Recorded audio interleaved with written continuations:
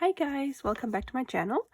I have a little project share today for you because I have a whole box full of these envelopes that I got for $1 at the last estate sale I went to.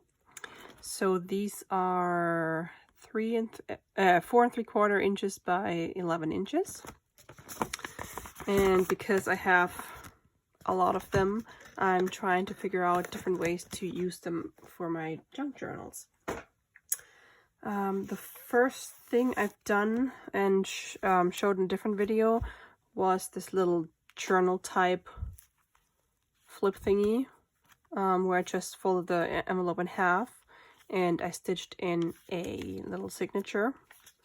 And because of the stitching in the middle and the spine, it created 2 pockets up here for journaling cards.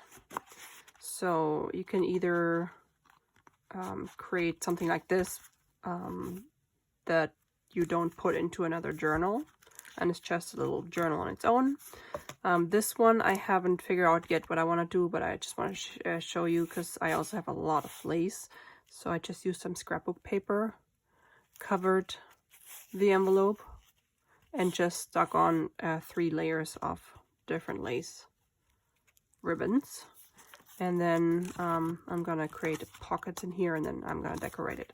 So, but the one that I'm actually gonna want to share with you is this one that I just finished. I have a lot of old kids books. This one is what I've used. Let's see how old this actually is. This is from 1953. Copyright 1937. So it's a 50s kids book, and I have a whole bunch of other ones. Let me show you. Hold on. I also used this one. I really love those 50s illustrations. Okay, so what I did, I found an image that actually fits on the front, and the size is actually, when you fold it in half, is 5.5 inches by 4 3/4 tall. So it's actually the perfect size to sew in or stitch into a journal. And I'm going to show you what I'm going to do with this. So I just found this nice image and put it on the front because it just fit perfectly. On the back I have a book page with the bunny. Oh, it's actually Peter Rabbit. And then when you open it, I created different pockets. So the first one is just this little tuck here. And I used up a piece of a collage that I had left over, and I turned it into a journaling card with tea-stained or tea-dyed index card. Sorry, my brain is a little slow tonight. And then I just have an old book page and this little pocket or side corner tuck thing. I really like that it's not really a pocket, and you can still see some more of the card here. And I just put some little lace. That's all as well. That's also from the same collage. Gosh, I don't know why my brain is so slow. Same collage, and then I put a little flower on there too. Put some lace in the middle because you could see a little bit of the yellow coming through from the envelope. Over here I found an image that I just cut out, and here you can see it better, and I just glued on the edges so I can actually use it as a pocket. And I thought it's really nice because I like that it has a different shape and it's not just straight or curved. And then I also have another collage journal card that I hole punched, and I put a little seam binding ribbon thing on the top. And then up here are 2 pockets. Right now they're 1 pocket, but once it gets sewn into my journal, there's going to be 2 pockets. And I create these 2 tabbed journal cards with book pages, and these are just like images where I didn't necessarily know what to do with them because of the size or the format. So I just figured, hey, I could just put the whole page on this little tapped card. And those tapped cards, I have a ton of them that I happen to find at Goodwill for $1.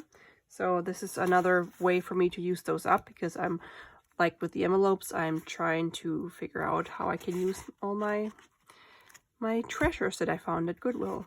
So yeah, anyway, so I'm gonna stick those up here, and I thought it looks nice because you have the tabs, and you can pull them out on the tabs. Okay, so what my plan is with this is I'm gonna put it in this journal. One of my previous videos is about this cover that I made.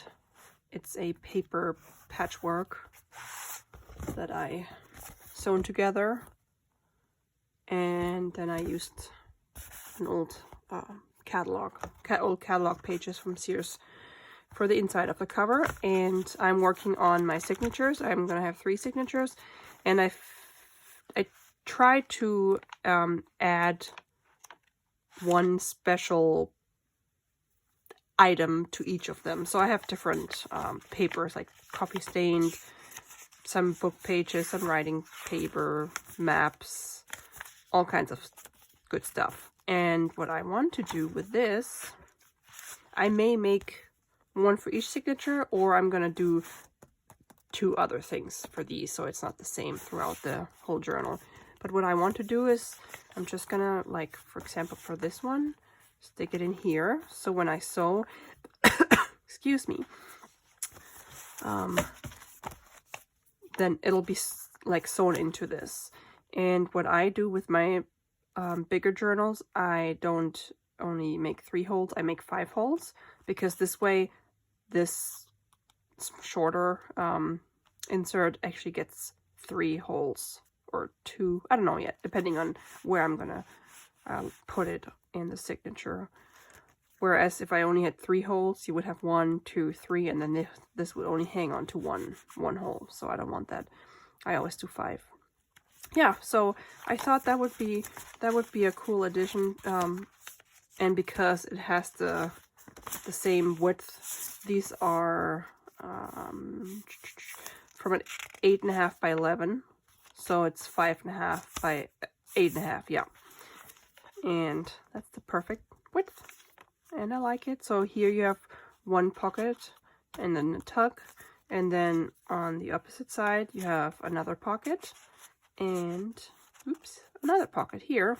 You could do something here, but I'll just leave it as is. Yep.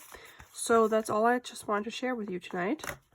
I hope you like it. And if you make some of those things, I would love to see them. If you film any videos, or if you're on Facebook, or just let me know, because I'm always curious what people come up with. Okay, well, that's it.